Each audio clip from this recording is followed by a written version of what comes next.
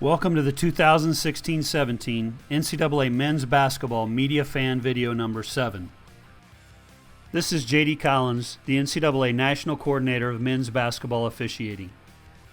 As a reminder, we have been directed to continue our efforts to reduce physicality to create freedom of movement in 6 key areas. Officials will continue to focus on these areas through conference play, conference tournaments, and the NCAA tournament. During this Media Fan Video number 7, we will look at establishing legal guarding position.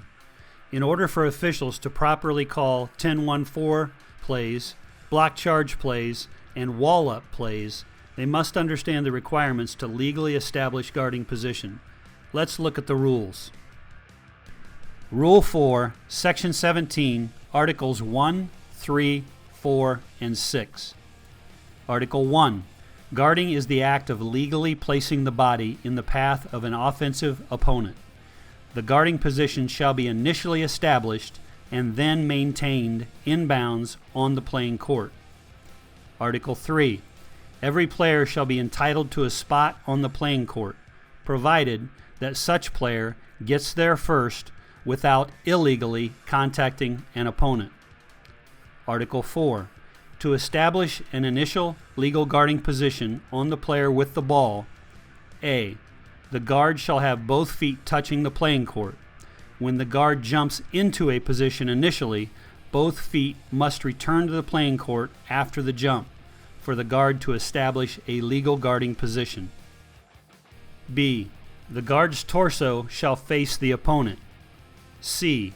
No time and distance shall be required. D. When the opponent with the ball is airborne, the guard shall have established legal guarding position before the opponent left the playing court. Article 6. To maintain a legal guarding position after the initial position has been established, the guard, A, is not required to continue having the torso face the opponent. B, cannot have either foot out of bounds. C, may raise his hands or may jump within his own vertical plane. D, may shift to maintain guarding position in the path of a dribbler, provided that the guard does not charge into the dribbler or otherwise cause contact. E, may move laterally or obliquely to maintain position, provided such a move is not toward the opponent when contact occurs. Exception: a secondary defender who has established initial legal guarding position on an airborne shooter-passer may not move laterally or obliquely to maintain legal guarding position. The secondary defender in this position may remain stationary or may move backwards. F. Is not required to have the feet on the playing court when shifting in the path of a dribbler or when moving laterally or obliquely. And G. May turn or duck to absorb shock when contact by a dribbler is imminent. In such a case, the dribbler shall not be absolved from the responsibility of the contact. Now that we have the backdrop of the rules, let's look at some plays. We will start with perimeter plays. Number 1 Black moves to his left. Number 21 White establishes legal guarding position, that is, both feet on the floor facing his opponent. Number 21 White subsequently moves to his right to maintain his legal guarding position. The official correctly identifies that the defender is in a legal guarding position and moves legally to maintain it. This play was correctly ruled as incidental contact. Number 2 White moves to his left.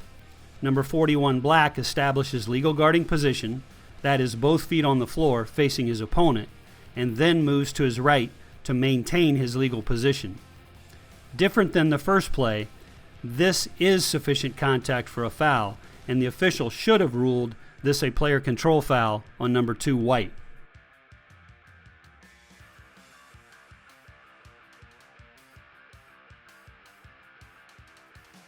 On this play, number 4 Red does not legally maintain his guarding position.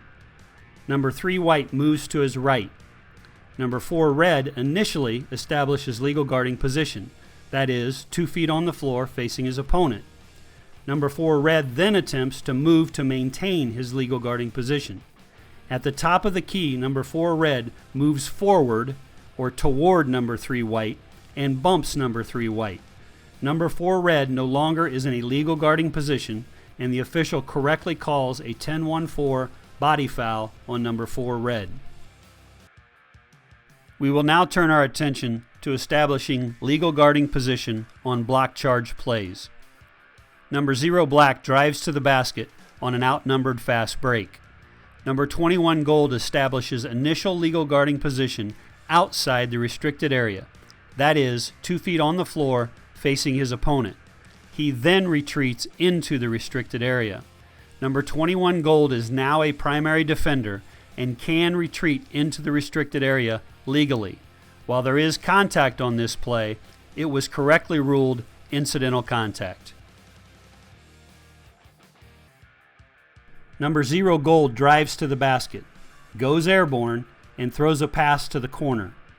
Number 20 gray attempts to establish legal guarding position outside the restricted area, but fails to do so prior to number 0 gold going airborne.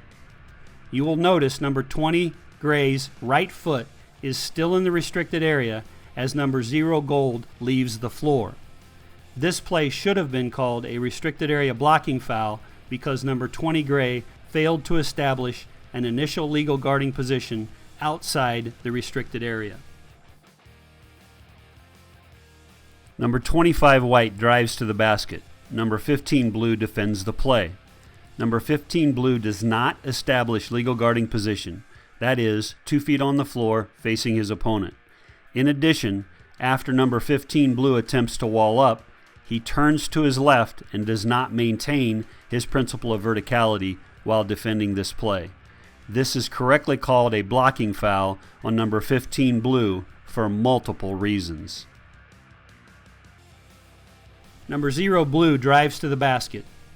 Number 12 white establishes a legal guarding position, that is 2 feet on the floor facing his opponent, and then walls up by jumping in the air with both hands raised over his head and attempts to block the shot. Even though number 12 white started in the restricted area, his actions to legally wall up make him a legal defender. This was a great no call by the official.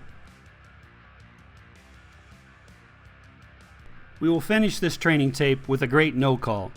Number 35 gray drives to the basket. Number 24 black establishes legal guarding position, that is 2 feet on the floor facing his opponent, and legally walls up while defending this dunk. Both players' actions are legal, and the contact was correctly ruled incidental by the officials. Well done by this crew.